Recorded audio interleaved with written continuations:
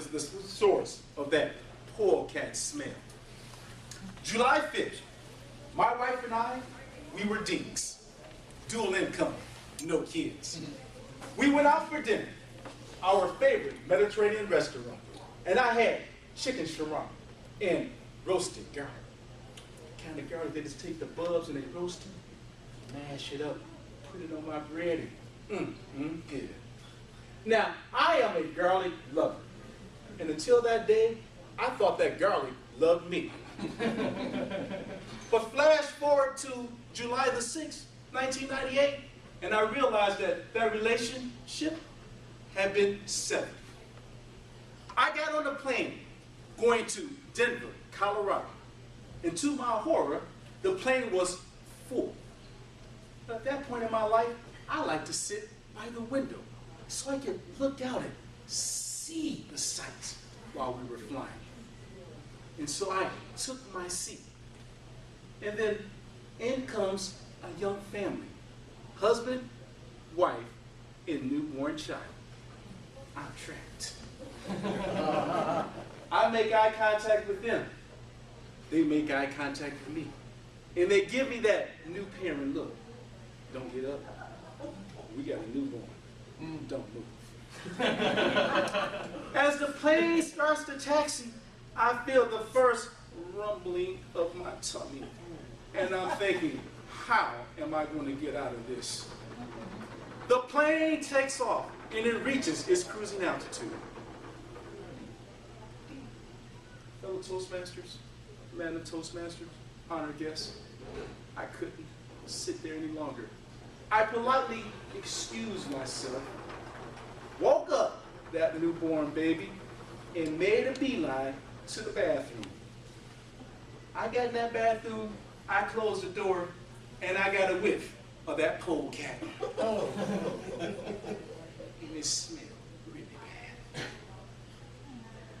I made a promise to myself that I was not going to leave that bathroom until that plane was ready to land. And that plan was going very well. Until suddenly I heard a knock at the door.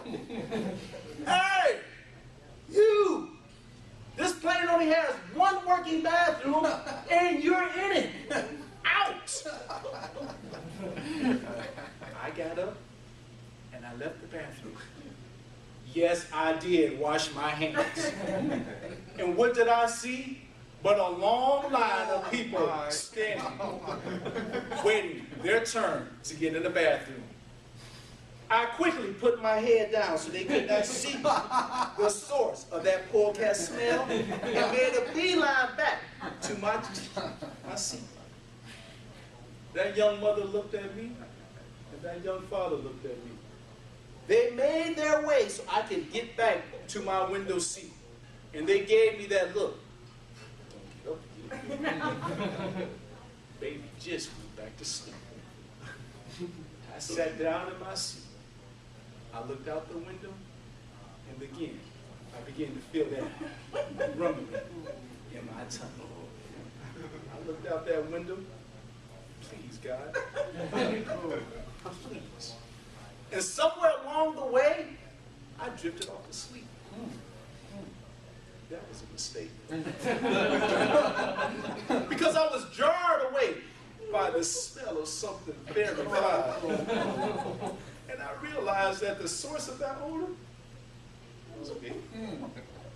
I heard some complaining behind me. And I could see the uncomfortable shifting of the father next to me. And the mother just turned her head and looked and gave me the sign. Really? Really? I was trapped. I continued to look out the window, and somewhere along the way, I fell back asleep. That was a mistake.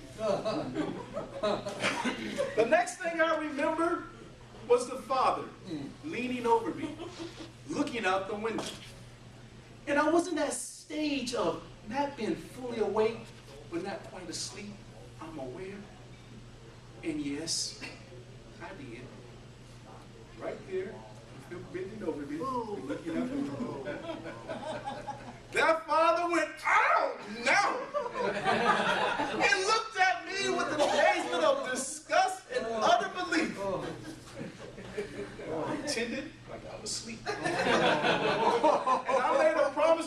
myself to keep my eyes closed and feign sleep until that plane landed.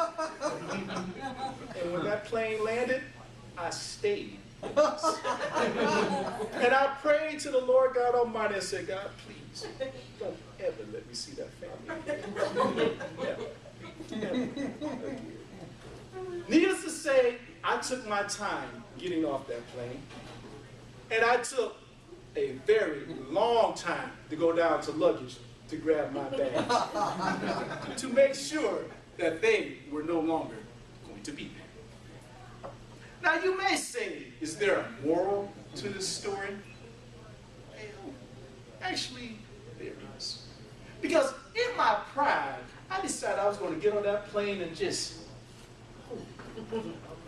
now what if I just gone up to that steward and just said, man, I'm having a little problem.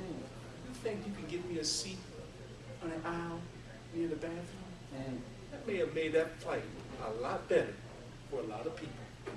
But because I didn't, I had to live the most embarrassing day of my life. The day that I was the source